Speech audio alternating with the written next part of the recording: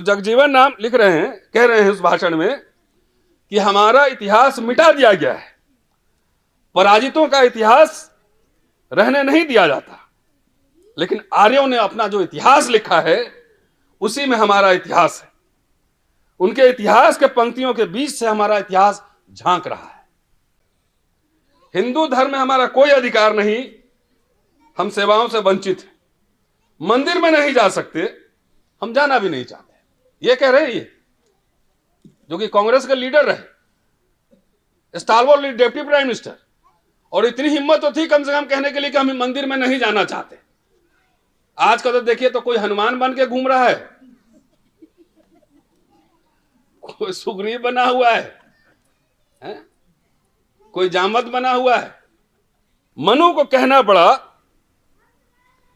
कि अगर एक अस्पृश्य किसी ब्राह्मण लड़की के साथ संभोग करे तो उसको कड़ी से कड़ी सजा दी जाए। मनु ऐसा क्यों कह रहा है? इसलिए कि अस्पृश्यों की ओर आकृष्ट होने के बहुत उदाहरण मिले होंगे, बहुत उदाहरण मिले होंगे। मनु ने कठिन दंड का विधान किया, पर साथ ही मनु ने हमारे पुरुषों के पौरुष का भी इतिहास लिख दिया। पढ़ो पढ़ो, इसको आंखें खोलकर पढ़ो।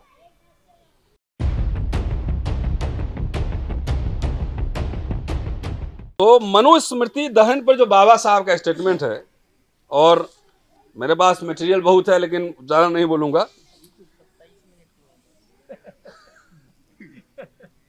लिख रहे हैं कि मनुस्मृति को भस्म करना असीम साहस का काम था, अभी भी है। उस समय तो रूल ऑफ लॉ जो है अंग्रेजों का था, और अभी तो मनुस्मृति जो मानते हैं उन्हीं का रूल ऑफ लॉ है, लेकिन तब भी लोग देश भर में कर रहे हैं। बोलते हैं ना, डराने की एक सीमा होती है, दीवार पे मत चिपकाओ, मतलब तो पीछे जाने का जब रास्ता नहीं होगा जगह तो फिर हेड ऑन ही करेगा, सर ही मारेगा। असीम साहस का काम था। वो तो हिंदू धर्म के गढ़ पे ही प्रहार था, और मनुस्मृति जलाए जाने की जो घटना है उसका महत्व अछूतों के इतिहास में वही है जो फ्रांस की राज्य क्रांति का है। ये अंबेडकर के लाइन है, मेरे लाइन नहीं। उस सभा में एक संकल्प लिया था, न तो कोई अस्पृश्य हिंदुओं के मृत पशुओं का खाल उतारेगा और न उसे उठाएगा और न ही उसके सड़े गले मांस खाएगा। इन संकल्पों का दोहरा उद्देश्य था। एक तो यह था कि अस्पृश्यों के मान और सम्मान और आत्म प्रतिष्ठा, self respect and dignity was the crucial central factor in Ambedkar writings and speeches. आत्म सम्मान की भावना को बढ़ाया जाए। दूसरा उद्देश्य था हिंदू समाज पर करारा प्रहार, हिंदू समाज पर करारा प्रहार। कह रहे हैं कि हिंदू समाज व्यवस्था श्रम के विभाजन पर टिकी है। वो हिंदुओं के लिए स्वच्छ और सम्मानजनक धंधे आरक्षित करती है और घिनौने तथा घटिया धंधे अस्पृश्यों के मत्थे मरती है। इस प्रकार हिंदुओं को यश का भागी बनाती है और अस्पृश्यों को अपयश की ओर धकेलती है। संकल्प हिंदू समाज व्यवस्था की इस कुचेष्टा के विरुद्ध था, उसके ऊपर हमला था। अब यह कह रहे हैं 1927 में मनुस्मृति, मैंने जैसा कि पहले कहा कि वो हिंदुओं के बारे में, हिंदू महिलाओं के बारे में, और उसमें सबसे एक इंपॉर्टेंट जो रेस्ट्रिक्शन है वो स्त्री पुरुष संबंध को लेकर है, सेक्सुअलिटी को लेकर है। और उसमें यह प्रावधान है कि अगर कोई ब्राह्मण शूद्र महिला के साथ उसका संबंध है तो उसको कम सजा है, और यदि शूद्र महिला का संबंध ब्राह्मण से है, ब्राह्मण महिला से है, तो उसको कठिनतम सजा है। इस पर 1984 में डॉक्टर जगजीवन राम कहते हैं अपने एक भाषण में कि वो जरूरी है, क्योंकि ये थोड़ा चर्चा आगे बढ़नी चाहिए कि जगजीवन राम के बारे में तरह तरह के लोग बात करते हैं, लेकिन उनका मैंने किताब अभी निकाला है और उनका कम्युनिज्म सोशलिज्म पर ही बहुत तगड़ा भाषण है। वो कह रहे हैं, और जो कि हम लोग पढ़ाते भी हैं, कि दलितों का, शोषितों का, मजलूमों का कोई इतिहास नहीं होता, क्योंकि इतिहास हर समय रूलिंग एलीट लिखता है और अपने हिसाब से वो इतिहास लिखता है, उसकी व्याख्या करता है। तो जगजीवन राम लिख रहे हैं, कह रहे हैं उस भाषण में कि हमारा इतिहास मिटा दिया गया है, पराजितों का इतिहास रहने नहीं दिया जाता, लेकिन आर्यों ने अपना जो इतिहास लिखा है उसी में हमारा इतिहास है। उनके इतिहास के पंक्तियों के बीच से हमारा इतिहास झांक रहा है। मनु को कहना पड़ा, मनुस्मृति, आज चूंकि मनुस्मृति दहन दिवस है तो इसलिए वो व्याख्या कर रहे हैं। मनु को कहना पड़ा कि अगर एक अस्पृश्य किसी ब्राह्मण लड़की के साथ संभोग करे तो उसको कड़ी से कड़ी सजा दी जाए। मनु ऐसा क्यों कह रहा है? इसलिए कि अस्पृश्यों की ओर आकृष्ट होने के बहुत उदाहरण मिले होंगे, बहुत उदाहरण मिले होंगे। मनु ने कठिन दंड का विधान किया, पर साथ ही मनु ने हमारे पुरुषों के पौरुष का भी इतिहास लिख दिया। पढ़ो पढ़ो, इसको आंखें खोलकर पढ़ो।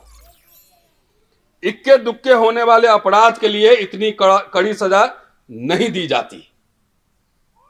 इक्के दुक्के अपराध के लिए कड़ी सजा नहीं दी जाती। लगता है ऐसी सैकड़ों घटनाएं हो रही होंगी, तभी मनु महाराज को अपने दंड विधान में इसका उल्लेख करना पड़ा।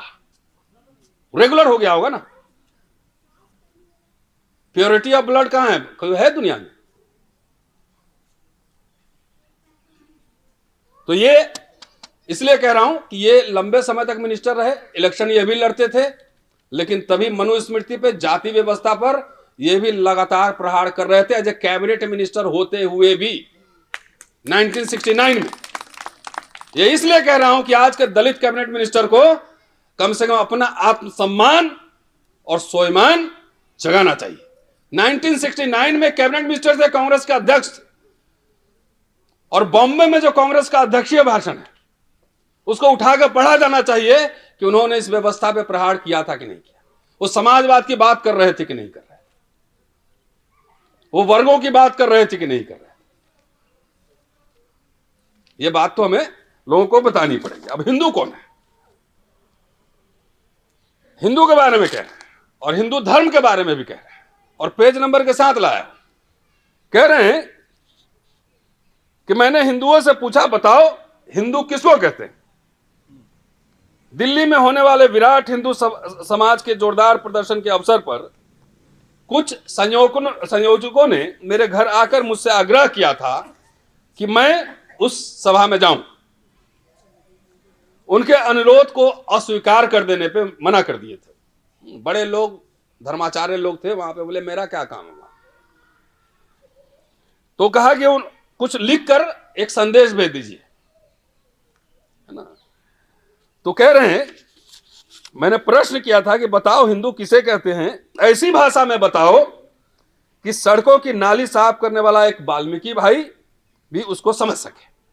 बताओ सीधा सीधा क्या है हिंदू। तो डॉक्टर कर्ण सिंह, उस समय कर्ण सिंह अध्यक्षता कर रहे थे, है ना, ये 1984 की बात कह रहा हूं। तो कर्ण सिंह ने उपनिषद का एक श्लोक, ईशावास्य इदम सर्वम, श्लोक लिखकर उनको भेज दिया। इसके लिख रहे हो कि इस दार्शनिक वाक्य को कितने लोग समझे होंगे मैं नहीं जानता। मैं तो चाहता हूं कि ऐसी परिभाषा हो जिसे सड़क पर बैठकर जूता गांठने वाला व्यक्ति भी समझ सके कि हिंदू किसे कहते हैं। परंतु हिंदू और हिंदू धर्म की ऐसी परिभाषा नहीं है। सही बात तो यह है कि हिंदू धर्म और हिंदू समाज बंधनहीन है, कायदा विहीन है। यहां तो जो मन में आए करो। भाई कापालिक भी है, कालामुख भी है, मांसाहारी भी है, सब तरह के लोग, सब हिंदू है। चारवाक भी हिंदू है, राहुल सांकीर्तन भी हिंदू, लेकिन कौन वाले हिंदू? डॉक्टर अंबेडकर एक जगह कह रहे हैं, पूना पैक्ट के बाद जो पहला चुनाव होना था विधानमंडल का, कि आप चाहें तो मुझे वैधानिक हिंदू कह सकते हैं, लीगल हिंदू। तो यहां कह रहे, उसको आगे बढ़ा रहे हैं कि कायदा भी नहीं, यहां तो जो मन में आए सो करो, लेकिन कह दो कि हम हिंदू हैं तो हिंदू हो गए। ममेरी बहन से शादी करो तब ठीक, चचेरी बहन से शादी करो तब ठीक, भांजी से शादी करो तब भी ठीक, इन सबों को कन्या तुल्य समझो तब भी ठीक, शाकाहारी रहो तब भी ठीक, मांसाहारी रहो तब भी ठीक, मूर्ति पूजा करो तब भी ठीक, मूर्ति खंडन करो तब भी ठीक, आर्य समाजी रहो तब भी ठीक, सनातनी रहो तब भी ठीक, शिव जी पर जल चढ़ाओ तब भी ठीक, नहीं चढ़ाओ तब भी ठीक। एक भावना तो हो नहीं सकती। धर्मशास्त्रों का इतिहास ही पढ़ा दिया जाए, पुराणों का इतिहास पढ़ा दिया जाए तो देवता आपस में लड़ाई कर रहे हैं, एक दूसरे के स्त्री पे नजर भी रख रहे हैं, नहीं रख रहे हैं। भाई डॉक्टर अंबेडकर ने दत्तात्रेय की कहानी का पूरा जिक्र किया अपने भाषणों में। भाई राम को वनवास किसी मुसलमान ने थोड़ा ही भेजा था, किसी ईसाई ने थोड़ा ही भेजा था। महाभारत को हिंदू मुसलमान का लड़ाई थोड़ा ही था, हिंदू हिंदू ही लड़ रहे थे। हिंदू धर्म में हमारा कोई अधिकार नहीं, हम सेवाओं से वंचित हैं, मंदिर में नहीं जा सकते, हम जाना भी नहीं चाहते। ये कह रहे हैं ये जो कि कांग्रेस के लीडर रहे, स्टालवर्ड डिप्टी प्राइम मिनिस्टर, और इतनी हिम्मत तो थी कम से कम कहने के लिए कि हम मंदिर में नहीं जाना चाहते। आज का तो देखिए तो कोई हनुमान बन के घूम रहा है, कोई सुग्रीव बना हुआ है? कोई जामवंत बना हुआ है, नहीं हनुमान बन के घूम रहा है। इतने लाल पीले नीले धागे लपेटे हुए हैं कि हिंदू से ज्यादा हिंदू कूद कूद के बता रहा है कि मैं हिंदू हूं, और ये लीडर कह रहे हैं कि हमारा मन भी नहीं है मंदिर जाने का। जो देवता हमारे जाने से अपवित्र हो जाए, ऐसे कमजोर देवता के पास जाने का क्या झमेला। हाँ, काशी में विश्वनाथ जी के मंदिर प्रवेश हेतु सत्याग्रह किया गया था, तब मैंने कहा था मैं इसलिए सत्याग्रह का समर्थन कर रहा हूं कि शंकर को मैं अनार्य देवता मानता हूं।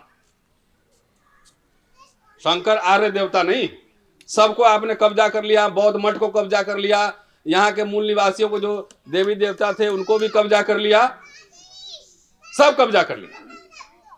हम तो कह रहे हैं दलितों को, आदिवासियों को कि कम से कम अपने कुल देवताओं के घर वापसी का आंदोलन चलाओ, वापस करो हमारे। तो ये कह रहे हैं कि शंकर अनार्य देवता मानता हूं। अनार्य देवता अपवित्र नहीं होता क्योंकि वह छुआछूत जाति पाति के भेदभाव को नहीं मानता। शंकर जैसा समदर्शी को भी आर्यों ने बंद रखा है। मैं विश्वनाथ को मुक्त कराने जा रहा हूं। शंकर, आपने देखा कि हिंदू क्यों उसके लिए लिंग की पूजा करते हैं, शिवलिंग की पूजा करते हैं। तो लिख रहे हैं कि आर्य देवों ने शंकर को अपने बराबर नहीं माना। तब शंकर ने सबों को परेशान कर दिया, ब्रह्मा विष्णु सभी परेशान हो गए। तब आए शंकर के पास और कहा कि माफ करो। तो शंकर ने दर्प से कहा लेकिन बात तो सही है कि शंकर ने कहा कि हमारे लिंग की पूजा करो, इसलिए लिंग की पूजा करने लगे। मंदिर में सब देवताओं की मूर्तियां स्थापित की जाती है, लेकिन शिवालय में शंकर का सिर्फ लिंग ही स्थापित होता है। वह हमारा देवता है। मैं कह रहा था कि हमें तो सबको मुक्त कराना है, देवताओं को भी मुक्त कराना है। ये आरएसएस के एजेंडे पर सबसे पहले कौन था? अंबेडकर और नेहरू। क्यों? संविधान में जो समता, बंधुता, समता की बात की गई, स्वतंत्रता, न्याय, बंधुता, ये आइडिया कहां से आ रहा है? ये आइडिया आ रहा था बुद्ध से, ये आइडिया आ रहा था रविदास से, ये आइडिया आ रहा था कबीर से, ये आइडिया आ रहा था तुकाराम से, ये आइडिया आ रहा था फूले से। और मनुस्मृति क्या कहता है? मनुस्मृति क्या कहता है? मनुस्मृति कहता है कि हायरार्की है, ऊपर से नीचे तक, अछूत गांव के बाहर रहेगा। तो मनुस्मृति और मनुस्मृति को मानने वाले का टकराव किससे था? वो अंबेडकर और जवाहरलाल नेहरू, इन दोनों से था। इसलिए हिंदू कोड बिल के नाम पर दोनों के पुतले एक साथ फूंके गए। Hindu code bill doctor Ambedkar ने जो बनाया था वो हिंदू महिलाओं को अधिकार देने के लिए बनाया था कि 25% क्यों? अरे पूरा उल्लेख कर रहे हैं मनुस्मृति का, याज्ञवल्क्य का, पूरा हिंदू कोड बिल डिबेट में, और पूरे दुनिया के धर्मों का अध्ययन कह के कह रहे हैं कि हर धर्मों में स्त्रियों को अधिकार दिया गया है। तो 25% को अगर बढ़ा के 50% कर रहे हैं तो इससे किसको दिक्कत? मुसलमानों को दिक्कत नहीं हो रही थी, ईसाइयों को दिक्कत नहीं हो रही थी, इससे दिक्कत हो रही थी यहां के हिंदुओं को। इसलिए आरएसएस, जनसंघ, हिंदू महासभा के लोगों ने अंबेडकर के पुतले फूके और हिंदू कोड बिल का टूथ नेल विरोध किया, और इस वजह से डॉक्टर अंबेडकर को इस्तीफा देना पड़ा। आज बहुत नाम लिया जा रहा है अंबेडकर के, ये भवन बने, अंबेडकर इंटरनेशनल सेंटर बन गया, मूर्ति लग गई, ये बन गए, और दलित समाज को गुमराह किया जा रहा कि ये हो गया, इसका मतलब काम पूरा हो गया।